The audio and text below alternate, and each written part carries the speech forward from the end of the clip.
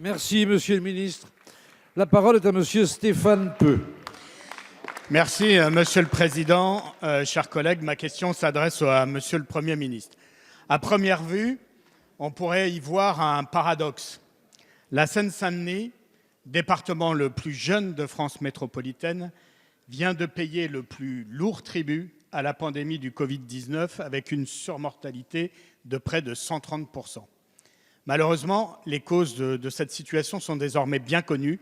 Le rapport parlementaire lucide et courageux de nos collègues Cornu-Gentile et Coquendo avait déjà amplement démontré que la rupture d'égalité républicaine s'y décline pour toutes les missions régaliennes de l'État, qu'il s'agisse de l'éducation, de la sécurité, de la justice ou encore de la santé. Vous-même, Monsieur le Premier ministre, le 31 octobre dernier, vous vous êtes rendu sur place avec plusieurs ministres. Vous y avez affirmé à juste titre « La Seine-Saint-Denis ne se contentera pas de mots, elle attend des actes, des solutions, de l'efficacité » et vous avez présenté un plan d'action de 23 mesures. Monsieur le Premier ministre, 8 mois plus tard, vos paroles tardent à devenir des actes. Or, la crise du Covid-19 a cruellement attesté de la justesse du diagnostic. Faute d'investissement, d'équipements et de services publics, la vie y est plus difficile, la santé de ses habitants plus fragile, leurs conditions de vie plus dégradées. Pourtant, les habitants de la Seine-Saint-Denis ne méritent pas ce traitement. À bien des égards, ce sont eux qui ont le plus contribué à tenir la France debout durant cette crise. Et on peut les applaudir, oui, oui.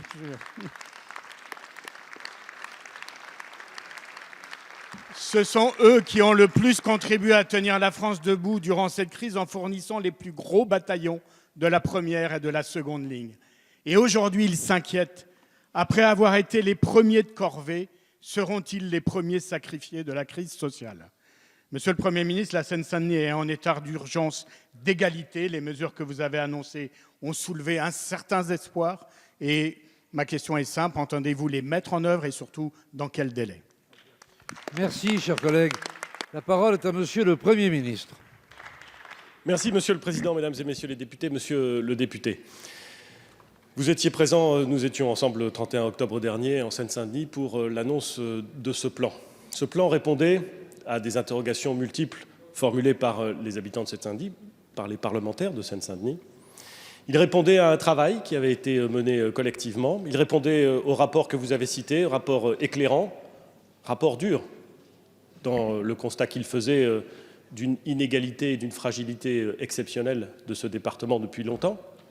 Rapport qui pointait le fait qu'à ce département hors norme, il fallait des réponses hors normes. C'est le sens du plan que j'ai présenté de 23 mesures et je vous remercie de l'avoir rappelé.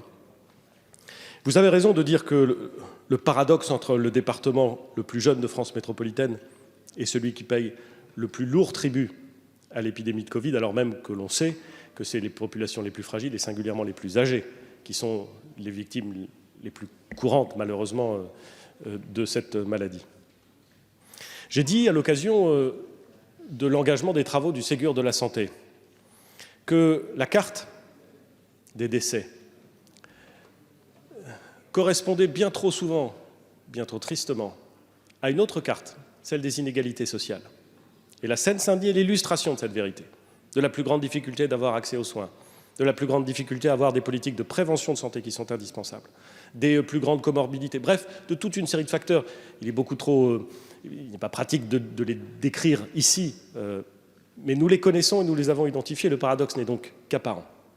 C'est la raison pour laquelle nous voulons mettre en place des mesures hors normes pour ce département hors normes. Alors, vous dites, certes, un espoir peut être né, mais il faut que cet espoir se traduise par des actes. Les actes, je veux les dire clairement, monsieur le député, les voici. La prime de fidélisation annoncée, vous savez, cette prime de 10 000 € qui sera versée aux fonctionnaires qui restent au bout de 5 ans de service effectif en Seine-Saint-Denis, sera applicable à partir du mois de juillet prochain. Les décrets sortiront d'ici là. 50 policiers supplémentaires dans les 2 nouveaux quartiers de reconquête républicaine de la Courneuve et de Saint-Ouen, et 50 nouveaux officiers de police judiciaire seront nommés. Les effectifs seront au complet au 1er septembre prochain. Et un des éléments de ce rapport avait été de montrer, notamment en matière d'officiers de police judiciaire, le très grand décrochage le très grand manque en vérité de ces personnels indispensables au bon fonctionnement de la justice. S'agissant des sujets immobiliers, la garde des Sceaux va présenter dans les semaines qui viennent un schéma directeur qui définira les modalités de l'extension du tribunal judiciaire de Bobigny. Elle est décidée, elle a été annoncée. Il faut que ce schéma directeur puisse être rendu public. Enfin, en matière éducative, c'est 200 enseignants qui vont bénéficier cette année d'un contrat de pré-professionnalisation. Et nous avions indiqué combien il était nécessaire dans ce département de mettre en œuvre cet instrument afin de permettre le pré-recrutement et donc la mobilisation des talents au service de l'éducation en Seine-Saint-Denis. Le préfet de la Seine-Saint-Denis a vu son enveloppe de dotation de soutien à l'investissement public local majorée pour soutenir les investissements dans l'immobilier scolaire, au premier rang desquels le dédoublement des classes REP et REP+. Évidemment, il y en a beaucoup, il faut donc beaucoup d'investissements et l'enveloppe en question a été augmentée. Ce sont donc, monsieur le député, des mesures effectives qui sont prises. Toutes indiquent, et je l'espère qu'elles commenceront à se voir à partir du mois de septembre prochain, mais je ne me fais aucune illusion, vous non plus d'ailleurs. Et tous les gens qui connaissent la situation spécifique de la Seine-Saint-Denis sont dans notre cas. Nous savons que c'est un travail lent, régulier, cohérent, durable, massif, qui permettra de produire les effets que nous attendons. Merci, Monsieur le Premier ministre.